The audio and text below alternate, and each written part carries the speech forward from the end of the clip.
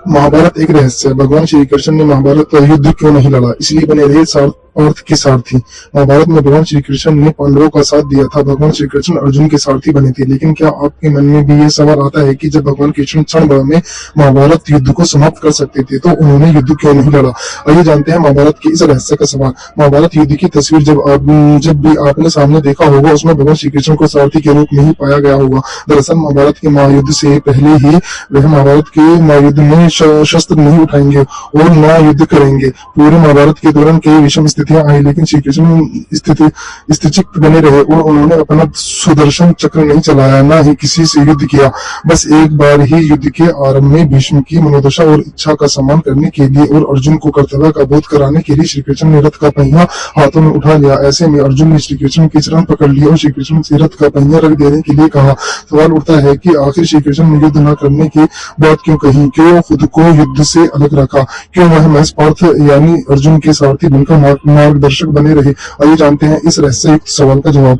महाभारत युद्ध के इस रहस्य को जानने से पहले भगवान श्री कृष्ण और अर्जुन के पूर्व जन्म को जानना होगा। पौराणिक कथाओं के अनुसार भगवान श्री कृष्ण पूर्व जन्म में नारायण थे और अर्जुन नर थे, जिन्होंने बद्रिकाश्रम यानी बद्रीनाथ मिनर और नारायण पर्वत पर तपस्या की थी। नारायण और नर दोनों ही भगवान विष्णु के अंश से ही उत्पन्न हुए थे, क्योंकि उस समय सूर्य भगवान के एक असुर भक्त दामोदर ने सूर्यदेव की तपस्या करके उनसे 1000 कवच का वरदान मांग लिया था।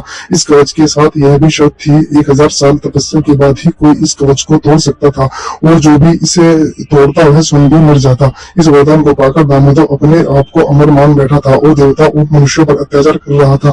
नर और नारायण को दामोदर ने युद्ध के लिए ललकारा, तब नारायण ने दामोदर से युद्ध किया और 1000 साल के युद्ध के बाद आखिर नारायण ने असुर का पहला कवच तोड़ दिया।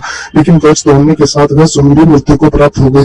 तब नर ने उन्हें महामृत्युंजय मंत्र से जीवित कर दिया और दामोदर से युद्ध करना आरंभ किया। यह युद्ध भी 1000 साल चलता रहा और नर ने असुर का दूसरा कवच तोड़ दिया।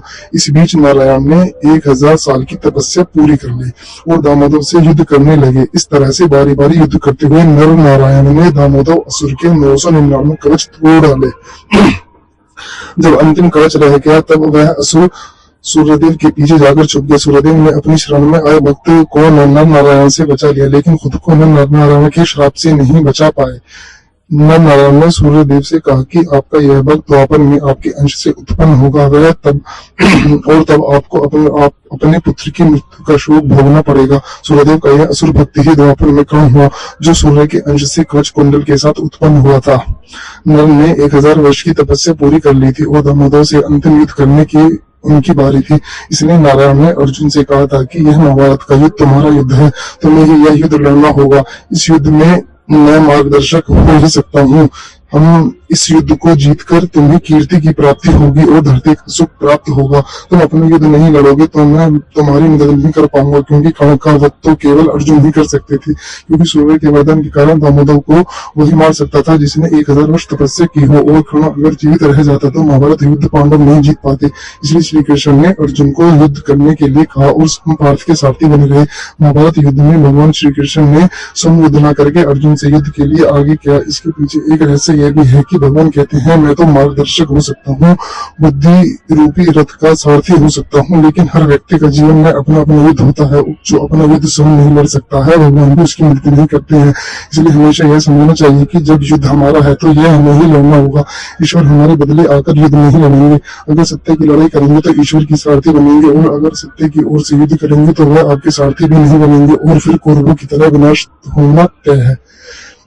वीडियो को लाइक करें, शेयर करें और सब्सक्राइब जरूर करें। धन्यवाद।